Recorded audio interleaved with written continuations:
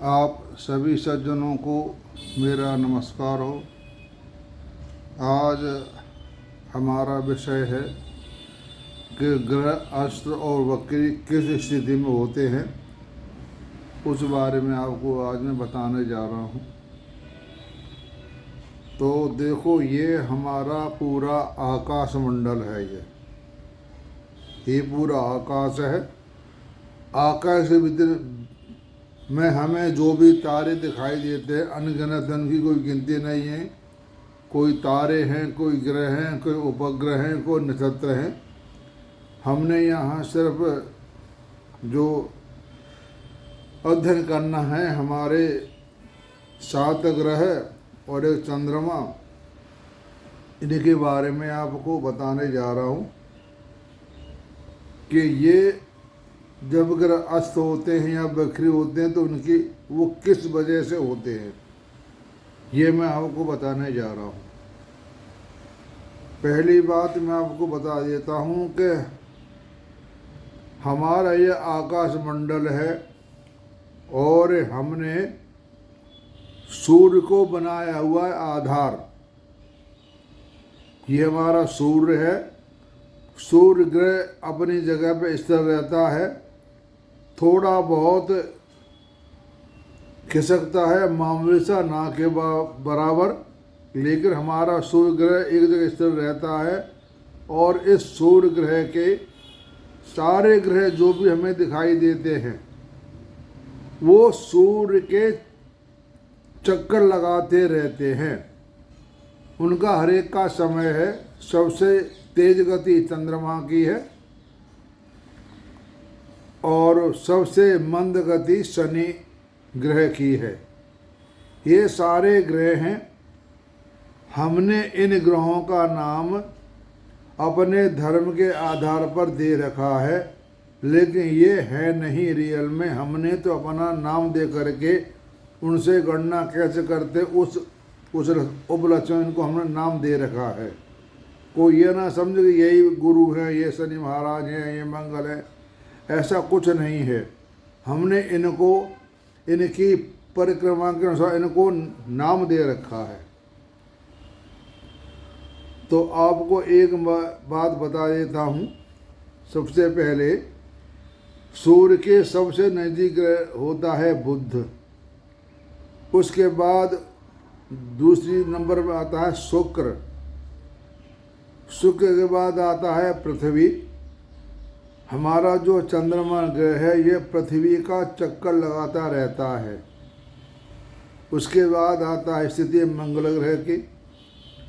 उसके बाद स्थिति ग्रह आता है बृहस्पति। उसके बाद आता है शनि। जो हमारा राहु केतु जो हम गिनती करते हैं, राहु केतु कोई ग्रह नहीं है।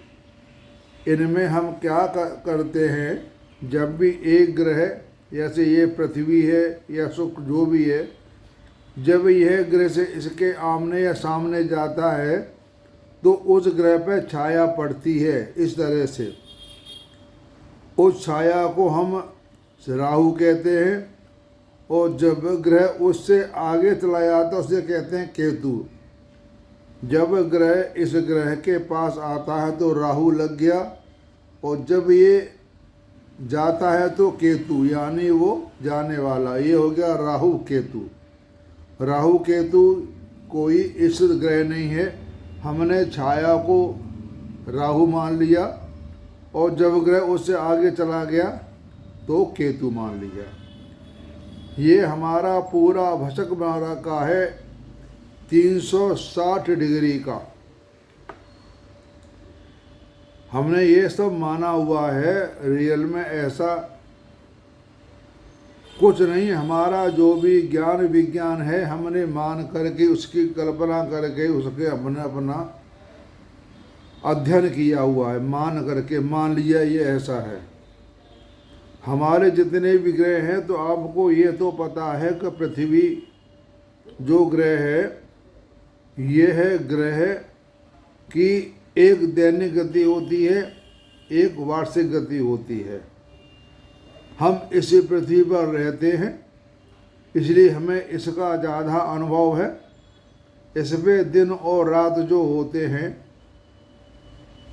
वह पृथ्वी अपनी धुरी पर घूमती है, उसे कहते हैं घूर्णन। हर ग्रह की गति, आप ये ना समझें कि पृथ्वी की दो गति हैं। जितने भी हमारे ग्रह आकाश में हैं उनकी दो गति होती हैं, एक अपने धुरी पर घूमते हैं और एक सूर्य ग्रह की परिक्रमा लगाते हैं। जो ग्रह अपनी धुरी पर घूमता है उसे कहते हैं घूर्णन, और जो सूर्य का चक्कर लगाता है उसे कहते हैं परिक्रमण। हर ग्रह की गति दो तरह की होती है। एक बात और मैं आपको बता देता हूँ कि हमारे पहले भारतवर्ष में उज्जैन से ही सारा पंचांग वगैरह जो भी स्थिति है उज्जैन से बताते थे। उज्जैन की अक्षांश है 75.5, और अब जो हम अपने अक्षांश लेते हैं वह इलाहाबाद के पास से लेते हैं, उसका है 82.5 या 82.5 कह लो। हमारी यह प्रयोगशाला पहले इलाहाबाद के पास थी। जब ब्रिटिश गवर्नमेंट आए तो उसको उठा के ले गई ब्रिटेन में, ग्रीनविच में ले गई। वहाँ से सारा कार्य चलता है। पहले हमारे इलाहाबाद से ही चलता था। ये 1906 के बाद वो साइंटिस्ट लोग अपने यहाँ ग्रीनविच में उठा के ले गए। तो अब प्रयोगशाला जो हमारी है समय की गणना वो ग्रीनविच से की जाती है। पहले हमारे भारतवर्ष में था। ये 1906 की बात है। 1906 से पहले भारतवर्ष में था। 1906 के बाद वो प्रयोगशाला जो समय की गणना है उसको उठा के ले गए ग्रीनविच में, ब्रिटिश गवर्नमेंट, ब्रिटिश सरकार। तो मैं आपको बताता हूँ, जब कोई ग्रह पृथ्वी से देखने पर आकाश में पीछे की ओर जाता प्रतीत होता है, यह गति वास्तव में ग्रहों के वास्तविक गति परिवर्तन के कारण नहीं होती, बल्कि यह एक भ्रम है जो पृथ्वी और अन्य ग्रहों की सापेक्ष गति के कारण होती है। सूर्य के चारों ओर ग्रहों की परिक्रमा की गति अलग अलग होती है। जो ग्रह सूर्य के जितने पास होता है उनकी गति उतनी ही तेज हो जाती है। अब आपको बता देता हूँ कि ये हमारा हर ग्रह अंडाकार में ही परिक्रमा लगाता है। हमारा हर ग्रह जो परिक्रमा लगाता है वो गोल नहीं लगाता, वो लगाता है अंडाकार। जो अंडा होता है लंबा सा, अंडाकार में लगाता है।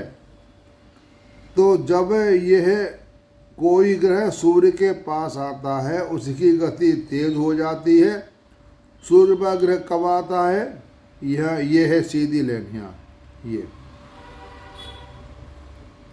जब यहाँ से यहाँ तक ग्रह आता उसकी गति तेज होती है, जब दूरी पर पहुँच जाता है तो उसकी गति हल्की हो जाती है। और जब ग्रह कोई भी ग्रह के पास होता है उसकी गति वक्र यानी हल्की हो जाती है, क्योंकि दोनों ग्रहों की गुरुत्वाकर्षण शक्ति आपस में टकराती है तो उनकी गति मंद हो जाती है। तो ये हमारे अंडाकार में ग्रह चलते हैं, ये सूर्य से दूर हो गए और ये सूर्य से पास हो गए। इसमें हमारे ग्रह जो है पृथ्वी से लेकर के सूर्य तक दो ग्रह आंतरिक हैं, शुक्र और बुध। चंद्रमा तो हमारा पृथ्वी की परिक्रमा लगाता है। और बाह्य ग्रह हो गए हमारे मंगल, बृहस्पति और शनि। ये मैंने लगाया चना, ये आंतरिक ग्रह हैं शुक्र और बुध, और बाह्य ग्रह हैं मंगल, बृहस्पति, शनि।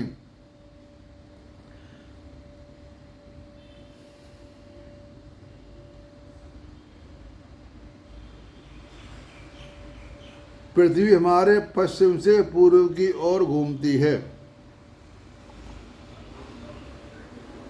तो ये आपको बता रहा हूँ मैं कि सूर्य जब कोई भी ग्रह अस्त होता है तो वह ग्रह जब सूर्य के नज़दीक आ जाता है, ये वाला नज़दीक ग्रह हमारा ये, तो यहाँ ग्रह अस्त माने जाते हैं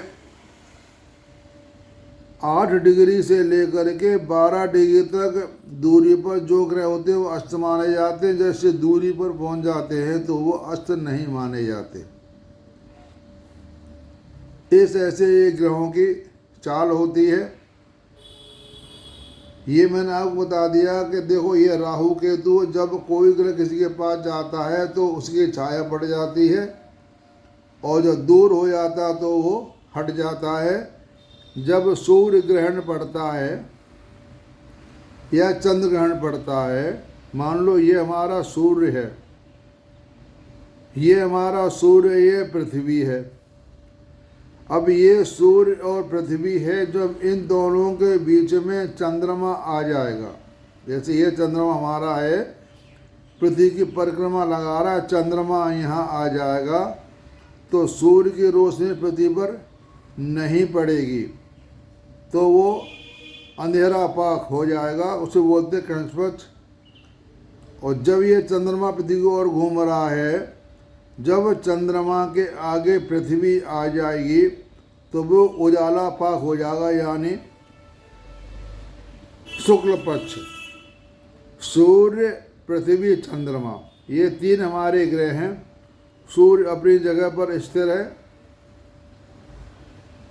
और पृथ्वी, चंद्रमा, पृथ्वी पूरी 1 साल में परिक्रमा करती है सूर्य का, और चंद्रमा 2.25 दिन में परिक्रमा करता है, यानी 27 दिन में पृथ्वी की परिक्रमा पूरी कर लेता है। तभी हमारे महीने, हिंदी के महीने बनते हैं।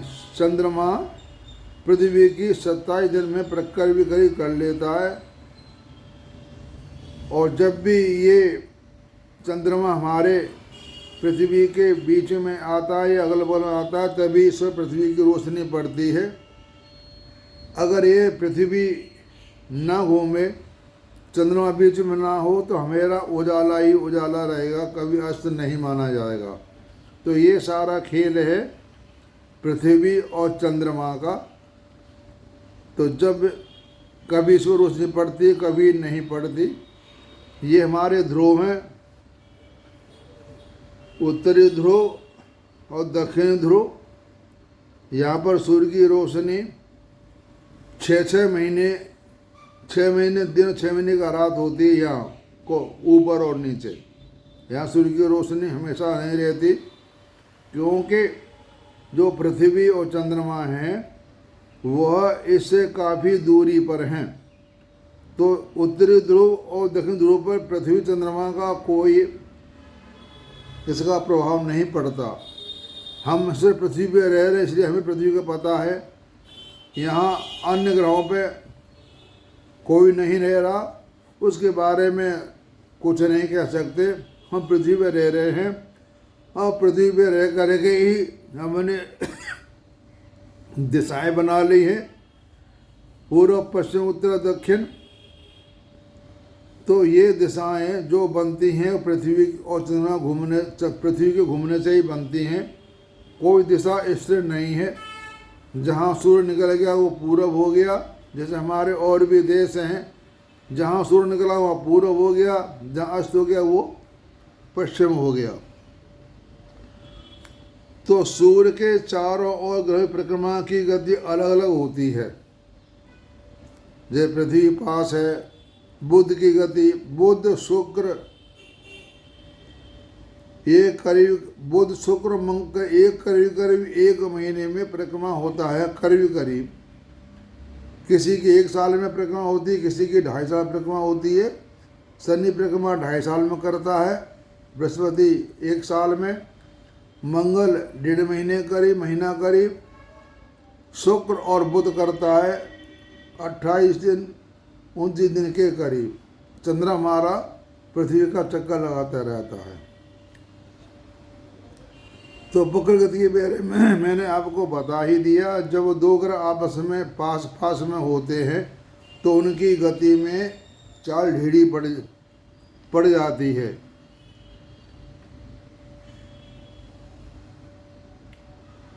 तो हम कहते हैं वक्र पे पीछे आ गया, हमें प्रतीत होता है पीछे आ गया, कोई ग्रह पीछे नहीं आता है, उनकी गति मंद पड़ जाती है। यानी वक्र गति ऐसे कहते हैं, ऐसे टेढ़ी मेढ़ी चलती है, ग्रह पीछे कोई नहीं आता है। हम मान लेते हैं ग्रह पीछे आ गया। वक्र गति दोनों की आपस में टकराव की वजह से ही उनकी गति वक्र हो जाती है।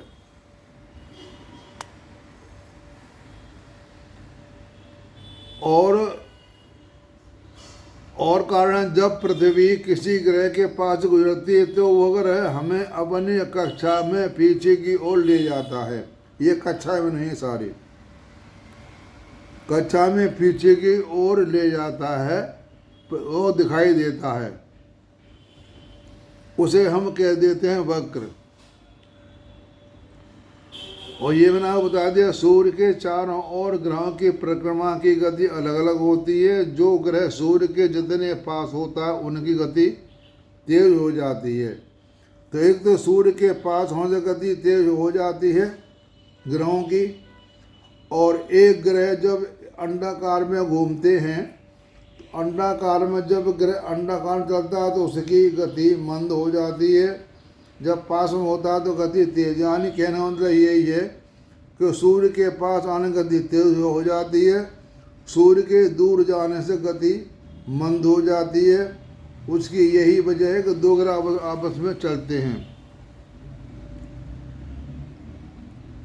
जब पृथ्वी किसी ग्रह के पास गुजरता है तो उस ग्रह के अपेक्षाकृत वक्र गति हो जाती है, तो वो हमें पीछे की ओर जाता हुआ दिखाई देता है। तो ये मैंने आपको बता दिया कि हर ग्रह की गति दो होती है, अपनी धुरी पर घूमना और वहाँ से चल करके घूमना।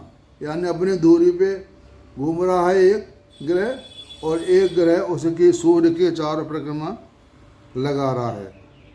तो ये मैंने आपको बता दिया कि ग्रह अस्त कैसे होते हैं, वक्री कैसे होते हैं, आंतरिक ग्रह कौन से होते हैं और बाह्य ग्रह कौन से होते हैं, छाया ग्रह कौन से होते हैं, राहु केतु। ये भशक बना दिया मैंने 360 अंश का, ये राहु केतु बता दिया मैंने आपको। इस तरह से ये सारा आसमान का जो तारे मंडल हैं सारे सूर्य की परिक्रमा लगाते हैं। आप सबने मेरी वीडियो सुनी, आप सबको धन्यवाद, आप सबको मेरा नमस्कार। मेरी वीडियो आपको कैसी लगी ये आप मुझे डिस्क्रिप्शन जा कर के बता सकते हैं। मैं वही आपको दिखाने की कोशिश करता हूँ जो हमारे पास सामने से जो वर्तमान में है, वही चीज़ मैं आपको दिखाता हूँ। मैं कोई किताबों की कुंडलियों के लिए वर्णन नहीं करता, मैं तो वर्तमान कुंडली लेकर के वर्णन करता हूँ। जिसके बारे में मुझे पता होता है तो उससे उत्तर सही निकलता है। पिछली वीडियो मैंने आपको बताया था कि ग्रहों की दिशा बदल देती है, इससे पिछली वीडियो बताया था। आज मैं ग्रहों वक्र के बारे में बताया है। तो आप सबका सुनने का धन्यवाद और आप सबको नमस्कार।